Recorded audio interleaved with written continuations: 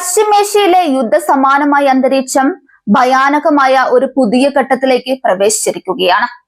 Operation true promise 4ന്റെ 98ാം ഘട്ടത്തിൽ അമേരിക്കയുടെ അത്യാധുനികമായ ഒരു യുദ്ധക്കപ്പലിനെ തുരത്തിയോടിച്ചു എന്ന ഇറാന്റെ അവകാശവാദം ആഗോളതലത്തിൽ വലിയ ചർച്ചകൾക്ക് വഴിവെച്ചിരിക്കുന്നു.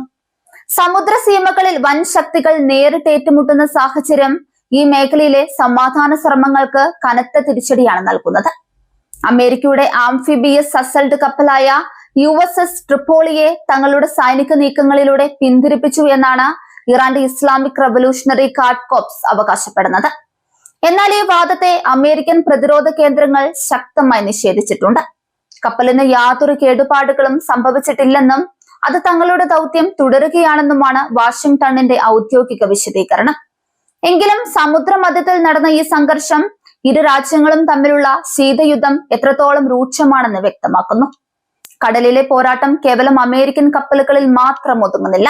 ഇസ്രയേലുമായി ബന്ധമുള്ള ഒരു ചരക്ക് കപ്പലിന് നേരെയും ഇറാൻ ആക്രമണം നടത്തിയതായി റിപ്പോർട്ടുകളുണ്ട്. ആഗോള വ്യാപാര പാതകളിൽ ഇത്തരത്തിൽ കപ്പലുകൾ ലക്ഷ്യമിടുന്നത് ലോക സാമ്പത്തിക രംഗത്തെ തന്നെ ബാധിച്ചേക്കാവുന്ന വലിയൊരു ഭീഷണിയാണ്. ഒരേ സമയം മിസൈലുകളും ഡ്രോണുകളും ഉപയോഗിച്ചുള്ള മൾട്ടി ഡൊമൈൻ ആക്രമണങ്ങളാണ് ഇറാൻ ഇപ്പോൾ അഴിച്ചുവിട്ടിരിക്കുന്നത്. ഇസ്രയേലിന്റെ ഹൃദയഭാഗങ്ങളെ ലക്ഷ്യം വെച്ചുള്ള നീക്കങ്ങളും ഇറാൻ ശക്തമാക്കിയിട്ടുണ്ട്.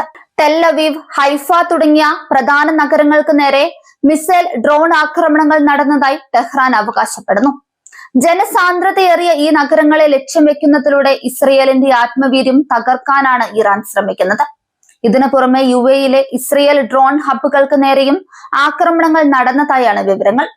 യുദ്ധം കരയിൽ നിന്ന് കടലിലേക്കും ആകാശത്തേക്കും വ്യാപിച്ചതോടെ ഗൾഫ് മേഖലയാകെ വലിയൊരു സ്ഫോടനത്തിന് തൊട്ടരികിലാണ്. ഓരോ ആക്രമണത്തിനും അതിശക്തമായ തിരിച്ചടി നൽകുമെന്ന് ഇസ്രയേലും അമേരിക്കയും ആവർത്തിച്ച് വ്യക്തമാക്കുന്നുമുണ്ട്. പശ്ചിമേഷ്യയിലെ ഈ സംഘർഷം വരും ദിവസങ്ങളിൽ കൂടുതൽ സങ്കീർണമാകാനാണ് സാധ്യത. വൻ ശക്തികൾ തമ്മിലുള്ള ഈ പോരാട്ടം ലോകക്രമത്തിൽ വലിയ മാറ്റങ്ങൾ വരുത്താൻ പോകുന്ന ഒന്നായി മാറുകയാണ്. വിവിധ രാജ്യങ്ങളിൽ നിന്നുള്ള സൈനിക താവളങ്ങൾ ലക്ഷ്യമിടുന്നതിലൂടെ മേഖലയിലെ സുരക്ഷാ ഭൂപടം തന്നെ മാറുകയാണ്. ഡ്രോൺ സാങ്കേതിക വിദ്യയുടെ കടന്നുകയറ്റം പരമ്പരാഗത യുദ്ധരീതികളെ നിഷ്പ്രഭമാക്കുന്നു. ആർക്കും എവിടെയും എപ്പോഴും ആക്രമണം നടത്താമെന്ന അവസ്ഥ വന്നിരിക്കുന്നു. ഇത് വലിയൊരു സൈനിക പിഴവിനോ അതുവഴി ലോകമഹായുദ്ധത്തിന് സമാനമായ സാഹചര്യത്തിനോ വഴിയൊരുക്കുമോ എന്ന ഭീതിയിലാണ് ലോകരാഷ്ട്രങ്ങളുള്ളത്. അമേരിക്കയുടെ നിഷേധവും ഇറാന്റെ അവകാശവാദവും തമ്മിലുള്ള ഈ വൈരുദ്ധ്യം ഒരു ഇൻഫർമേഷൻ വാർഫെയറിന്റെ കൂടി ഭാഗമാണ്. തങ്ങൾ ഇപ്പോഴും കരുത്തരാണെന്ന് ലോകത്തെ ബോധ്യപ്പെടുത്താൻ ഇരുപക്ഷവും കിണഞ്ഞു പരിശ്രമിക്കുന്നു. സമുദ്രയാനങ്ങളെയും നഗരങ്ങളെയും ലക്ഷ്യമിട്ടുള്ള ഈ പോരാട്ടം അവസാനിക്കണമെങ്കിൽ ശക്തമായ നയതന്ത്ര ഇടപെടലുകൾ ആവശ്യമാണ്. എങ്കിലും നിലവിലെ സാഹചര്യത്തിൽ ആയുധങ്ങൾ തന്നെയാണ് ഭാഷയായി മാറിയിരിക്കുന്നത്. പശ്ചിമേഷ്യയിലെ ഈ കനലുകൾ എന്നാണ് അണയുക എന്ന കാര്യത്തിൽ ഇപ്പോഴും ആർക്കും വ്യക്തതയില്ല.